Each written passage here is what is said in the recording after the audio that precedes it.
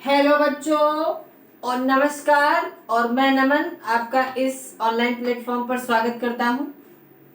आज हम लोग पढ़ेंगे रासायनिक बलगतिकी चैप्टर नंबर 4 इंटरमीडिएट रासायनिक बलगतिकी।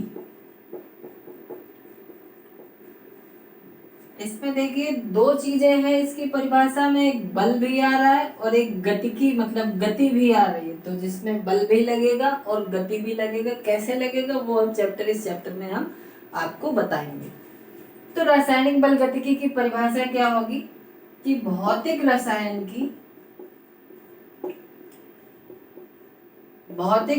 की वह शाखा जिसके अंतर्गत नोट्स बनाते जाइएगा बच्चों, पेन पेपर लेके बैठिएगा, तब प्रॉपर जब नोट्स बनेंगे टाइम से रिवीजन होगा तभी आपकी केमिस्ट्री समझ में आएगी, वरना बड़ा मुश्किल है। भौतिक रसायन की वह शाखा जिसके अंतर्गत अभिक्रिया की दर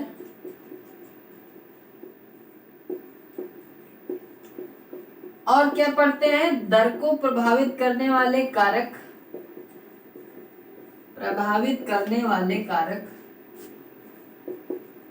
और कारक एक नहीं होंगे कई होंगे, इसलिए कारकों आदि का अध्ययन किया जाता है।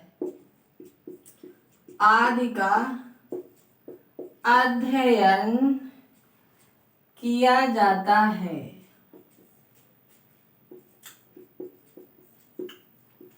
मजा आ रहा है बच्चों? मैं भी अच्छा लग रहा हूं, धन्यवाद। कारकों आदि का अध्ययन इसमें किया जाता है।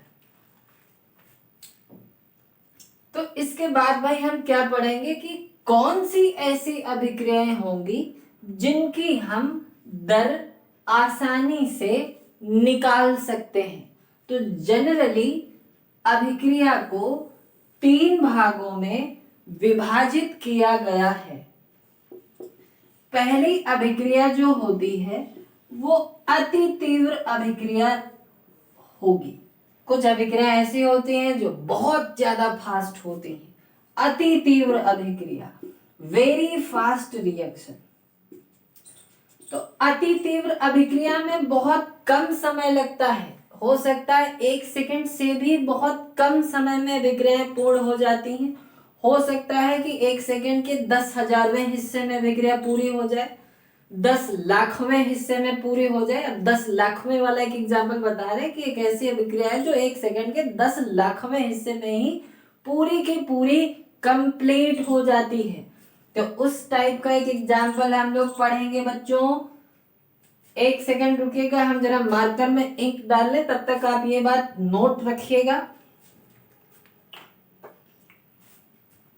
आज भाई बहुत मजा आने वाला है इस वीडियो में और बहुत ही आराम हम लोग पढ़ेंगे, क्योंकि पढ़ाई की कोई जल्दबाजी नहीं होती और मेरा किसी से कंपटीशन भी नहीं है। और ग्लोबल कोचिंग सेंटर में मैं पढ़ाता हूँ। कोचिंग के ओनर जो हैं काफी अच्छे और भले इंसान हैं, काफी नॉलेजेबल पर्सन हैं। इंटर की वो मैथ पढ़ाते हैं और हम केमिस्ट्री पढ़ाते हैं। केमिस्ट्री बहुत ही इजी टॉपिक है और बहुत कठिन भी टॉपिक है। खैर वो सब छोड़िएगा। अति तीव्र अभिक्रिया के एक एग्जाम्पल हम जैसे लिख रहे हैं, AgNO3 plus HCl arrow AgCl plus HNO3। यही भाई बनेगा, ये वाला AgCl के साथ AgCl, ये HNO3 के साथ HNO3। इसका भाई नाम आप सबको पता ही होगा, बट एक बार हम लिखे दे रहे हैं, हमको मजा आती है। Silver nitrate. दूसरी है भाई हाइड्रोक्लोरिक अम्ल।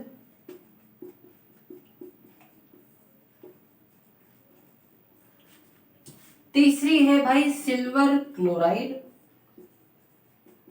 और सिल्वर क्लोराइड का सफेद अवक्षेप बन जाएगा। लास्ट में जो बचा वो है नाइट्रिक अम्ल पेश है आपकी खिदमत में नाइट्रिक अम्ल HNO3। तो ये जो अभिक्रिया है ये 10 की पावर -6 सेकेंड में पूरी हो जाती है। समय बहुत कम समय में पूरी हो जाती है, इसलिए इसकी दर को काउंट कर पाना, निकाल पाना संभव नहीं है। अब ये अभिक्रिया होती कैसे है इसको थोड़ा सा हम और डीप में थोड़ा सा समझा देते हैं। भाई ये नोट हो गया होगा आपका। आयनिक अभिक्रिया है भाई, अति तीव्र अभिक्रिया में आयनिक अभिक्रियाएं ही आती हैं।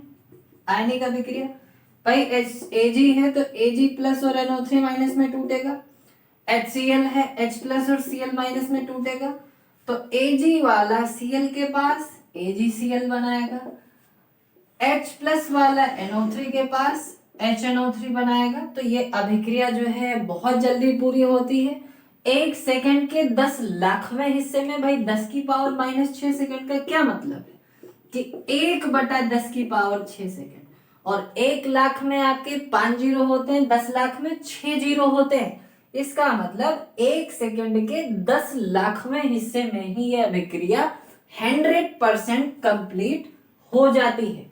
इसलिए इस टाइप की अभिक्रिया की दर निकाल पाना बहुत मुश्किल है। तो भाई और किस टाइप की अभिक्रिया हो सकती है, तो उसके बारे में भाई हम देखेंगे। बहुत ही आराम आराम पढ़ेंगे, कोई जल्दबाजी वाली बात नहीं होगी। हम हैं, आप हैं, कॉपी है, पेन है, अच्छा मूड है, मौसम भी बढ़िया है, सावन चल रहा है, मस्त मौसम है। तो अब हम दूसरे टाइप की जो अभिक्रिया होगी वो होती है भाई अति मंद अभिक्रिया। तो इसमें जैसा कि नाम से आपको पता चल रहा होगा कि अति मंद है, मतलब बहुत धीमे धीमे होगी। इसको कंप्लीट होने में कई दिन लग जाते हैं, कई महीने लग जाते हैं, इवन कई साल भी लग जाते हैं। तो इस टाइप का कोई एक एग्जाम्पल आप लोगों के दिमाग में ना आ रहा हो तो आप अपनी साधारण अपने पर्यावरण में देख सकते हैं, जैसे कि लोहे में जंग लगना। लोहे में भाई जंग लगने का काम सालों साल का होता है। इसके लिए लोहे की कील आप खुले में रख दीजिए, उसको थोड़ी सी ऑक्सीजन तो मिलती ही रहेगी क्योंकि खुले में रखा है, और नमी भी वातावरण में होती है, नमी मिलती रहेगी। तो आप देखेंगे कि कई महीनों बाद, कई सालों बाद इसमें जंग लग जाती है। तो इस प्रकार की अभिक्रिया में भी अभिक्रिया की दर निकालना बहुत कठिन हो जाता है। क्यों कठिन हो जाता है? जैसे हमको डॉक्टर ने रिपोर्ट जो है वो आज बनानी है, डॉक्टर कोई है, ठीक है, उसको रिपोर्ट आज देनी है, पर इसका रिजल्ट आपको 10 साल बाद मिले, तो क्या ये चीज संभव है? बिल्कुल संभव नहीं है। तो अति मंद अभिक्रियाओं में भी अभिक्रिया की दर निकाल पाना बहुत मुश्किल का काम है। तो हम बीच वाला रास्ता चुनते हैं। तो तीसरी अभिक्रिया भाई बीच वाली ही है कि मध्यम अभिक्रिया। मध्यम अभिक्रिया में भाई क्या होगा, जैसा कि नाम से पता चल रहा है, मध्यम अभिक्रिया मतलब ना ज्यादा फास्ट और ना ज्यादा स्लो। बीच वाली अभिक्रिया जो होती हैं उनकी हम दर आसानी से निकाल सकते हैं। इसके लिए हमको पर्याप्त समय मिल जाता है ऑब्जर्व करने के लिए। भाई एक परख नली में कुछ लिया, एक परख नली में कुछ लिया, दोनों को आपस में मिलाया, तो उतना तो टाइम मिल जाना चाहिए जिससे हम अभिक्रिया की रेट को फाइंड कर सकें। तो उस टाइप की अभिक्रिया का हम इसमें पढ़ेंगे। अब इसका एग्जाम्पल क्या हो सकता है, तो बड़ा ही सुंदर एग्जाम्पल है हैबरविच से ammonia. High school first year, inter, तीनों साल पढ़ते आ रहे हैं आप लोग की हैबरविच से अमोनिया भाई कैसे बनाते हैं। तो हैबरविच से नाम भले ना पता हो पर रिएक्शन आप लोगों ने जरूर पढ़ा होगा। N2 + 3H2 gives 2NH3। इसमें भाई क्या होगा कि N जो है N ट्रिपल बॉन्ड द्वारा N से जुड़ा हुआ है, हाइड्रोजन सिंगल बॉन्ड द्वारा हाइड्रोजन से जुड़ा हुआ है, और NH3 में N इधर और H 3 है, इसलिए सिंगल बॉन्ड द्वारा सब आपस में जुड़े रहते हैं। तो भाई इन दोनों के जो बंध हैं वो टूट रहे हैं, बंध टूट रहे हैं, और यहाँ पे क्या हो रहा है, बंध जुड़ रहे हैं। तो बंध टूटेंगे, जुड़ेंगे, ब्रेकअप होता है और फिर जुड़ता है, फिर कोई नया आता है, फिर उससे सिस्टम हो जाता है। तो इन दोनों के बीच में काफी समय लग जाता है। बंध जुड़ रहे हैं तो जब समय लग जाता है तो वो पर्याप्त समय होता है, फाइनाइट टाइम होता है। उस टाइम में हम किसी भी अभिक्रिया की रेट को फाइंड कर सकते हैं। तो एक ये बहुत सुंदर एग्जांपल है। तो पूरे चैप्टर में भाई रासायनिक बलगतिकी में हम मध्यम अभिक्रिया की ही बात करेंगे। पूरे चैप्टर में हम मध्यम अभिक्रिया के बारे में ही पढ़ेंगे। आगे बढ़े भाई, धन्यवाद। नोट कर लीजिएगा, इसको मिटा रहे हैं हम।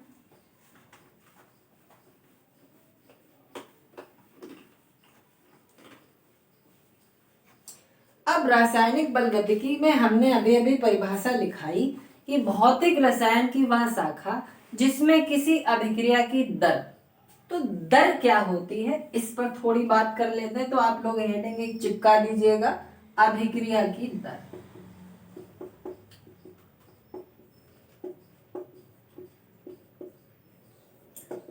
इसको आप थोड़ा सा कॉमन सेंस से समझिएगा। जैसे मान लिया कि कोई अभिक्रिया है A plus B arrow C plus D। तो इसके बारे में हम थोड़ी बेसिक चीज बता दें। एरो का मतलब बराबर ही एक हिसाब से होता है, जैसे 4 बराबर 4 है तो 4 बराबर 4 है, ऐसे ही एरो का मतलब बराबर ही होता है। तो एरो जो लगा है, एरो के जो पहले वाला बायां वाला जो हिस्सा होता है उसको हम हिंदी में अभिकारक और अंग्रेजी में रिएक्टेंट बोलते हैं। एरो का जो दाहिना वाला हिस्सा होता है उसको हम उत्पाद या अंग्रेजी में प्रोडक्ट बोलते हैं। तो ये सब लोग आपको पता होगा। दूसरी बात यहाँ चीज क्या समझने वाली है कि जब ये अभिक्रिया शुरू नहीं हुई तब इसकी सांद्रता है भाई 100%, और अभी उत्पाद नहीं बना है तो इसकी कितनी है भाई 0%। जैसे जैसे समय बीतता जाएगा तो भाई इसकी कभी 75 बचेगी तो इसकी 25 बचेगी, क्योंकि टोटल सांद्रता तो भाई 100% है। तो इसकी 75 बची तो इसकी कितनी बची 25 बची, बची ना बाबा। ठीक, इसकी भाई 50% है तो उत्पाद भी क्या बन जाएगा 50% बन जाएगा। इसकी भाई अगर 25% बचेगी तो ये भाई 75% बचेगी। और एक ऐसा समय आएगा जिसमें अभिक्रिया 100% कंप्लीट हो जाएगी, तो ये पूरी की पूरी 0 हो गई, खाली हो गई इधर की चीज।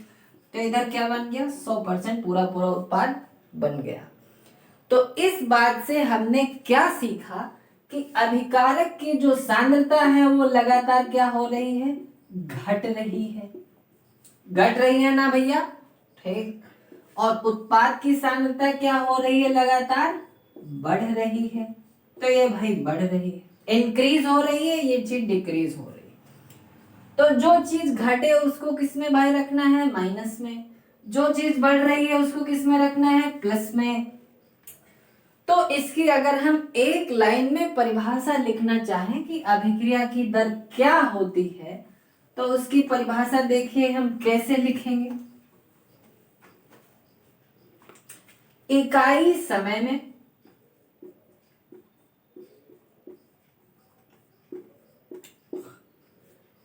अभिकारक की सांद्रता में कमी, अभिकारक की सांद्रता में कमी अथवा उत्पाद की सांद्रता में वृद्धि, उत्पाद की सांद्रता में वृद्धि अभिक्रिया की दर कहलाती है ना। आसान बात, अभिक्रिया की दर कहलाती।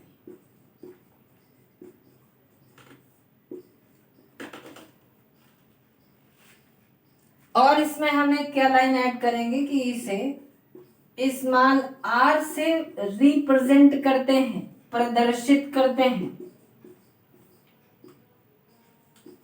इससे हमें ही आसानी होगी कि हमका पूरा अभिक्रिया की दर नहीं लिखना पड़ेगा, हम सिर्फ r लिख देंगे, आप लोग बात समझ जाएंगे क्योंकि आप लोग बहुत ब्रिलियंट बच्चे हैं। तो इसे r से प्रदर्शित करते हैं। तो इतनी बात भाई नोट हो गई। ठीक। अच्छा, यहाँ पर इकाई समय का क्या मतलब है कि यहाँ पे 1 सेकंड में, इकाई मतलब एक, चाहे वो 1 सेकंड हो, 1 मिनट हो, 1 घंटा हो। वैसे एमकेएस पद्धति में समय का मात्रक क्या होता है भाई? सेकंड होता है। तो अगर ये चीज 1 घंटे में भी दे रखी होगी तो हम घंटे को सेकंड में कन्वर्ट कर सकते हैं, बदल सकते हैं। मिनट में भी दे रखी होगी तो उसको हम सेकंड में कन्वर्ट कर सकते हैं। ये बात तो आप जानते हैं। तो भाई ये नोट कर लीजिएगा, फिर आगे बढ़े। ठीक। दूसरी बात हमने अभी अभी बताया कि जो चीज घट रही वो चीज माइनस में, जो चीज बढ़ रही वो चीज प्लस में। तो इसका देखिए क्या मतलब है कि अभिकारक की जब हम दर निकालेंगे, अभिकारक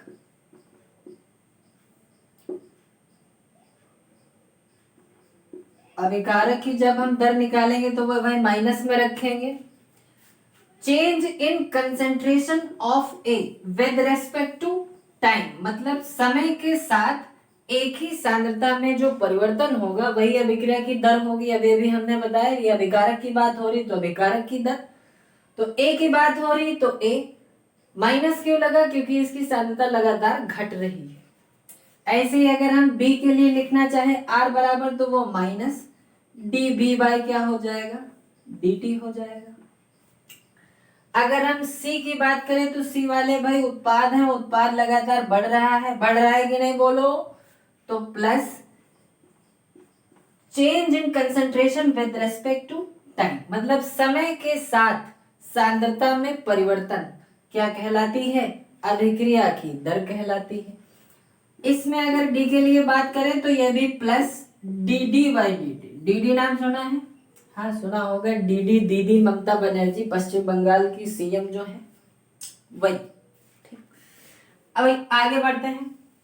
ठीक, नोट कर लीजिएगा अब इसको। इसके और एग्जाम्पल समझते हैं। ये बात आपको नहीं हजम हो रही होगी, इसलिए हम कोई एक दूसरा एग्जाम्पल समझते हैं। और दूसरा क्या, कई सारे एग्जाम्पल हम यहाँ पे पढ़ेंगे, डिस्कस करेंगे, बाकायदा डिस्कस करेंगे। तो भाई अब क्या होना चाहिए, दूसरा एग्जाम्पल समझते हैं। जैसे कि 2a plus B arrow 4c। अब हमको इसमें अभिक्रिया की दर लिखनी है कि भाई अभिक्रिया की दर क्या होगी। तो अभिक्रिया की दर R बराबर, अभिकारक की सांद्रता घट रही है तो ये चीज सब माइनस में होगी, और उत्पाद की सांद्रता लगातार बढ़ रही है, इसलिए ये सारी चीजें किसमें होंगी? प्लस में होंगी। तो अगर हम ए की बात करें तो ध्यान से समझना है, माइनस लगाएंगे, 1/2 लिखा है तो 2 सबको 1/, में लिखेंगे। 1/, में लिखने का क्या रीजन है? क्योंकि इकाई समय में हम निकाल रहे हैं। बात समझ रहे? इकाई समय का मतलब एक ऊपर रहेगा ही रहेगा, बाकी एक के आगे अगर 2 लिखा तो 2 नीचे भेजेंगे। Change of concentration of A with respect to किसके? टाइम के, तो 1/2 D A by D T. B के लिए बात करेंगे तो बी के आगे तो कुछ चिपका नहीं था, तो बी के आगे 1 लगा है तो 1/1 DA by D T, dB by D T, क्योंकि अब बात बी के लिए हो रही। तो ये जो दोनों चीजें हैं ये अभिकारक के लिए हैं भैया, और उत्पाद के लिए हम अगर R निकालें तो भाई ये प्लस में रहेगा, तो प्लस C के आगे 4 है तो 1/4, और ये क्या हो जाएगा? DC by D.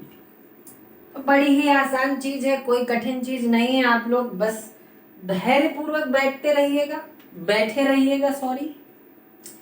Proper pen, कलम, कापी, पुस्तक, सुपारी सब कुछ अपने साथ रखे रहिएगा। जो कोई भी खाते हो न खाते हो वो सब आप लोग इतना होशियार हैं, ब्रिलियंट छात्र हैं, तो इसको हमको बताने की जरूरत बिल्कुल नहीं है। आप लोग अच्छे से रहिए, पढ़ते रहिए, एंजॉय करते रहिए। आगे भाई पढ़ें। एक और एग्जाम्पल से गुरुजी समझा दीजिए। तो भाई एक और एग्जाम्पल देख लीजिए। एक और एग्जाम्पल जैसे कुछ भी हो सकता है, मान लिया 3a हो सकता है, +4b हो सकता है, एरो 5c हो सकता है, कुछ भी हो सकता है। तो ए बच्चा तुम बताओ ए की क्या होगी रेट। तो आर बराबर बच्चा बोला कि -1/3 dA बटे dt। बी के लिए हमने देखा तो -1/4 dB बटे dt। सी के लिए हमने बोला तो आर बराबर प्लस, क्योंकि ये उत्पाद है तो 1/5 dC/dt। तो अंदाजा है आपको हमारी सारी कहानी, आपकी सारी कहानी सब कुछ समझ में आ गया होगा। तो रेट लिखने का हमने आपको बहुत ही सुंदर तरीका बताया कि आप रेट को ऐसे लिख सकते हो।